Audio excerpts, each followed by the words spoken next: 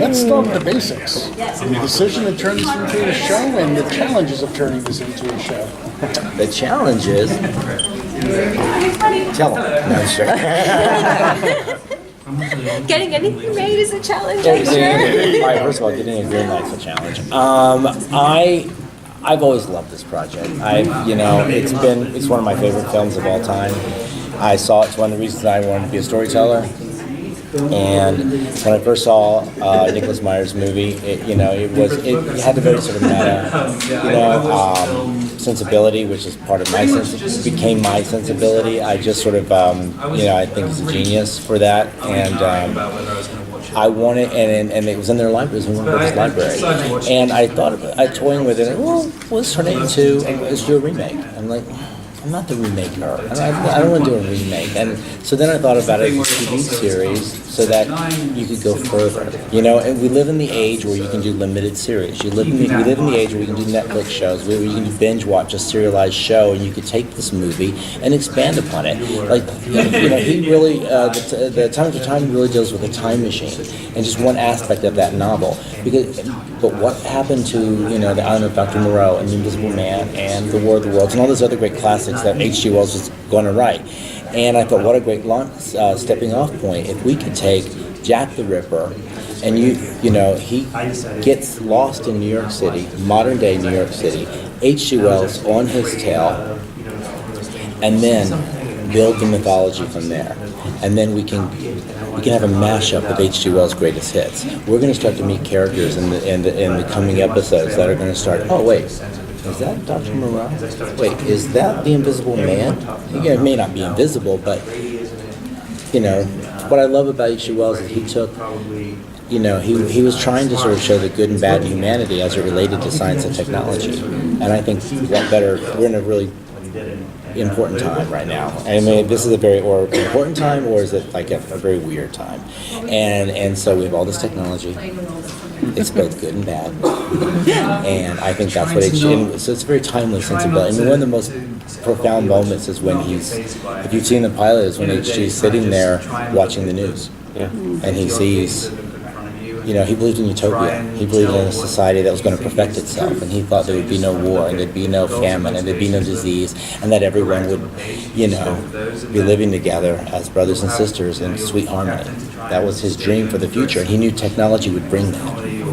And so you can imagine his disappointment, and that's the show. The show is watching him stumble through a modern-day world trying to find Jack the Ripper, who quickly aligns himself with some really evil people who know about the time machine. And so it's going to grow from that. Just to give you a little bit of it. And then he, of course, finds this one human being who shows him kindness. And HG latches on to her because it's going to take a really strong, independent person, or a dedicated person to sort of help him through it. And that's where he turns to her, to Jane, and she becomes that person. In the process, she, of course, discovers things she didn't think were true. She discovers herself and what she's capable of. How much did you immerse yourself in that world, either reading or watching the movie or whatever? I watched the movie. I loved it. I loved everything about it. Even the visual effects. I mean, it was campy, sure, but obviously it was the technology of the time. But I really appreciated it. I really appreciated that movie, and I feel like, wow, what it would be like in modern times with technology now. That's fascinating to see how anyone would react to that. And I really haven't read anything, which I will, I promise, Kev. But I'm experiencing this as a modern person, following this and meeting someone who's genuinely nice. I mean, this is a girl who's probably gone on God knows how many Tinder dates, and they don't call back. And this guy seems to be interested in her thoughts and her ideals and just her as a human being and not as a woman. So it's just wonderful that they have this encounter from two very different places and they fall for each other. He needs her as much as she needs him because she has to find herself in her purpose. Kevin, the tone, obviously you've done a lot of horror, and I remember watching that movie as a kid and being scared the hell out of me in certain aspects, you know, with the... Time after time? Yeah. Really? Only in the end. But Was with it Jack the Ripper? With the serial killer aspect of it and some of the violence of it, but you obviously can choose how much you want to tone that up or tone that down. So obviously in bringing it to this generation and also adding the shock value for HG, how much of it do you want to add, and it's an element. It's not a violent show. Okay. And so we're not going down that road. And one of the things, what I love about Jack the Ripper is, you know, I purposefully wanted to move away from some of the horror. Because last few years I've been doing that. And it's been, you know, great. Now we're, you know, time to flex some other muscles. I can do other stuff. And I would say it's a little bit more in line with Vampire Diaries, but more an adult sensibility for ABC, but not even that kind of violence, because that was very, you know, that can be a very violent show at times, with the vampire blood and the werewolves, head chewing and stuff. But well, it's a little more cartoony, you know. I mean, not cartoony, but you know, it's a little more heightened violence. But this is the only thing. This isn't about violence. You know, this is real. At its core, it's a love story. It's a danger. You know, there's a lot of stakes, a lot of high stakes, a lot of danger, a lot of jeopardy. And yes, there is. You know, there's some. You know, there's a little death here and there, but it's a little more in a much more. It's not. That's not the focus of the show. It's not where we're headed. It's not what the show's meant to be about. In fact, one of the things we do with Jack the Ripper in the very beginning is he's the Jack the Ripper in 1893. You know, he was killing prostitutes in the alleyways in Whitechapel. But he comes to New York City, modern day. It's an opportunity. Maybe, you know, it's an opportunity for him to change and become something different. You know, he's a crazy man. He may, you know, I mean, the first thing she tells him to do is Google himself, and he does, and he doesn't quite maybe like what he reads about. And the fact that he was anonymous in the process. The world's famous serial killer, and he didn't even get a name. His name's unknown. I mean, and meanwhile, H.G. Wells is the father of science fiction. That can't sit too well. So he may find an opportunity to become something else and take him, you know, to be a different person and to change and sort of, and of course he's crazy, so we'll see how far he gets. But the point is, it'll be a fun journey. It'll go beyond just what we think we know about Jack the Ripper, which is so we can move away from all. It's not going to be that show that's going to scare you to death. So, I mean, that's not what I want it to be. You brought up Dr. Moreau before, Invisible Man, what the world, the inspirations for all these things. Is the time machine the only fanciful element to this show, or are there other elements that are sort of really going to feed those novels, basically? Yes, I mean, yes and no. And what I mean by that, what I mean is, yes, we have the time machine, and this sort of chapter, this season that we're telling, does sort of deal with the time machine, and we do delve into the island of Dr. Moreau and some of the Invisible Man and seeds of War of the Worlds, but in a very sort of 5 minutes in the future. It's not science fiction in the way in which we're going to bring in, you know, vivisection and human, you know, and we're going to bring in what we really have in science right now in 5 minutes in the future. It's going to be grounded. But it will be the inspiration for sort of those fanciful ideas. If you remember, H.G. Wells wrote Island of Dr. Moreau because it was a very vivisection, very controversial at that time, and it was like one of the things that was very sort of in the news when he back in 1893. And I think what would that be today? What would I mean? I don't want to start spoiling, but yes, we sort of go into what's going on right now, and we take it to, you know, sort of Cloning and that sort of thing. Cloning and that sort of thing. stem cells, cloning, all of, you know, the things that are really out there right now. The things that the testing that we're doing right now is. Well, I don't want to spoil it, because that's part of the story, and it's kind of the fun of, like, you know, when you see, it's kind of fun to show. It's because we're trying to make it kind of timely and fun and sort of relevant so that people can relate to it in a way in which, you know, we've got a character running for mayor of the city, and we've got like, you know, we were creating all these characters you've seen in all his books. They sort of exist in some form or fashion in the show. It's ambitious. You'll let us know if we pull it off or not. But we're going to try. It's just something new. I want to do something new and fun and, you know, flex some different muscles. Why do you think time travel is so popular right now? Or boy, I wish I knew. You know, or what drew you to? Well, I've always loved this, and you know, I wondered. Like I said, I was thinking, should this be a remake? And then a couple of years ago, I mentioned it to Warner Brothers, but I was busy doing Well, they're like, no, we think you should do that other show. And so I did that for a year, and then the guy came back to this, and they had the rights to it. And I said, well, what about this? You know, like, what would if we did sort of like a really sexy H.G. Wells, modern day New York? It could be on Stars after Outlander, you know. You know, and then we started talking about it. So here we are. But we're on ABC. Is that a good fit for a show? Well, I hope so. I mean, they think they're planning to put it on after Once Upon a Time. On Sunday nights. I don't know. You have to ask them, but I think that's what I heard. Sundays, Mid-season, I think. I don't have a date yet.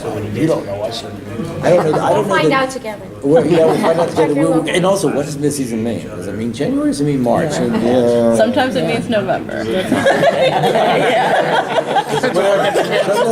When the show fails. The mid-season has come. I know, right? They told us, they were like, be ready by January 1st to go. So we have to, but we know that's not going to be our premiere date. So we're just so clearly, I have a feeling they're figuring it out. But, well, I'm sure they're figuring it out. I don't know. I hope so. I hope, but, I know, yeah, I can see it fitting on after Once Upon a Time. It's, you know, it's the next hour, and it would be sort of, it would flow. It's a fantasy show. You know, it's fun, romantic, and, or it could come on after The Bachelor. I don't know, because it's a very sexy romantic show. You know, it's that at its core, it's sort of like a romance with a lot of stakes involved, and how, you know. But it's really all about how these two find themselves and fall in love. Well, speaking to that, how are you kind of arcing that out between Jane and HG, just in terms of in the movie, they kind of, the spark happens pretty quickly. Are you going to pace that out longer so that they don't act on it for a while, but you can tell if there's something simmering, or do you want that to happen quickly because that bond is important? Well, I think the second, I do think the bond's important, but I do think they reach a tableau where they have to stop it. I do think in the arcing out of it for the first season will be, yes, they click, it's electric, they come together, but they also know it's a doomed relationship, because he ultimately, his goal is to return to 1893. He has to go back, he has to write his books, he has to become H.G. Wells. He's an unknown right now. He has to go back and become the father of science fiction. So she's going to have to say goodbye to him. And so, you know, in that classic way, you know, when we start to learn about Jane, we start to learn that she comes from a family of loss, and that she has her mother, but she's lost her mom. And so she understands loss, and she knows how to put up a barrier. She knows how to put up some walls and hide behind her sensibilities and not let people in. And just take care of herself, and emotionally, financially, every which way known to man, she's good on her own. She needs nobody. And then it's going to become nice to sort of see how a woman like that, you know, when a man needs her, how she connects to it, and what it means for her, and how she, you know, it's meant to be a love story. And how about two people who kind of find each other at the worst time, and, you know, and they're out of time. But in the movie, she went back with him, right? Well, it was Amy and Amy Robbins in the movie, but we chose Jane because he nicknamed his wife Jane. And we don't. Is that big? Was it?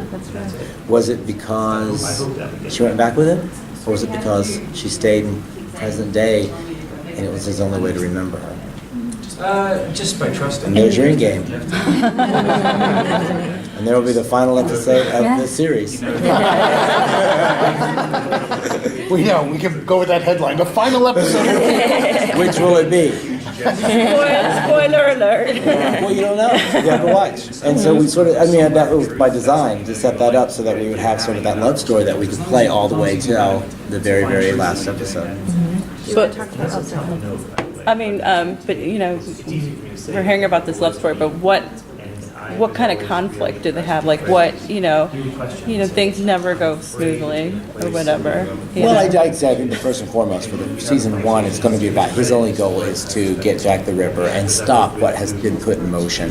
Without getting into too much of the spoilers, but with all time travel shows, you know, we are going to go into sort of the island of Dr. Moreau, where there is a character who has, you know, who does know about the time machine, and who is also, and he also knows that Jack the Ripper has it. appeared. And I mean, I'm basically telling you the second episode. And we start opening up the mythology, and we start creating. You'll start to see the stage that we're setting, and the chess pieces that are laid out, and who's trying to do what, and then that'll build and build and build and turn and twist and twist, and as all shows with the mythology do. And the fun of the show is like, wait, it's Griffin, is that Invisible Man? Is that supposed to, so it's a new way to sort of experience H.G. Wells, and you'll go, boy, they got to, and that's whack, and they'll hopefully go to a book and read it and go, yeah, they were pulling my leg. We're just having fun. It's just sort of a mashup, and we're just sort of changing it and doing our own thing. But at its core, we're going to try to stay true to the themes and the ideas of H.G. Wells, which I love. You said you read a lot of H.G. Wells? Very dense, but good. What about Vanessa? Just as the last question, you mentioned a little bit about the Vanessa character. Vanessa's is great, as we learn. It's another strong woman that's going to be having an impact. I don't want to, once again, anyone hasn't seen the pilot, but at the end of the pilot, she reveals who she is. Right. And we sort of that plays out as a mystery in the first season, because we're not exactly sure how that comes to pass, but she does. But then we start to, as the series goes on, you start to see how it all lays out, and yes, how it all happens, and that's all part of the mythology of the show, and sort of the building blocks of the mythology, which also creates the stakes that you're talking about. So, I feel like everything's a spoiler at this moment. I'm in my head going, whoa, and I'm so trained by my partner Julie has got me, because I'll get in one of these round tables and I'll start going, well, then Damon does this, and then she'll go, why did you say that? I'm like, isn't it horrible that you have to be afraid of everything you say? Well, when you work with Julie, you have to be, because she'll hit you. I mean, she'll hit you. Literally. Who's tough? Thank you. Good luck with the show.